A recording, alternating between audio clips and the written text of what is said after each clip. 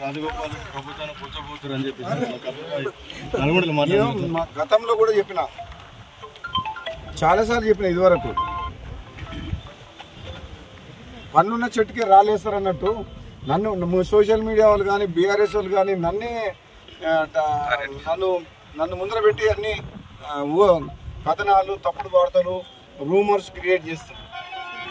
నిజంగా నేను ఏదన్నా పొలిటికల్గా నిర్ణయం తీసుకుంటే నేనే ప్రెస్ మీట్ పెట్టి మాట్లాడతా. నేను కాంగ్రెస్ పార్టీ ఎమ్మెల్యేగా కొనసాగుకుంటూ మునుగోడు నియోజకవర్గ అభివృద్ధి కోసం కృషి చేస్తున్నా. మంత్రివర్గ విస్తరణ అనేది అధిష్టానం తీసుకునే నిర్ణయం కాబట్టి అధిష్టానం ఏ నిర్ణయం తీసుకున్నా కట్టుబడి ఉంటాం. అప్పటి వరకు కాంగ్రెస్ పార్టీ ఎమ్మెల్యేగా ఒక క్రమశిక్షణ గల కార్యకర్తగా నియోజకవర్గ అభివృద్ధి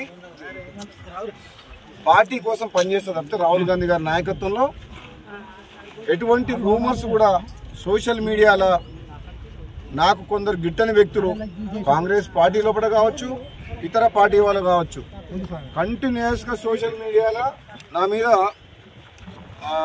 దుష్ప్రచారం జరుగుతుంది. దయచేసి మళ్ళీ చెప్తున్న తెలంగాణ ప్రజలందరికీ కూడా ఇటువంటి వార్తల్ని నమ్మొద్దు. భవిష్యత్తులో ఏదన్నా రాజకీయ పరంగా ఏదైనా నిర్ణయం తీసుకుంటే నేనే ప్రెస్ మీట్ పెట్టి మాట్లాడతా.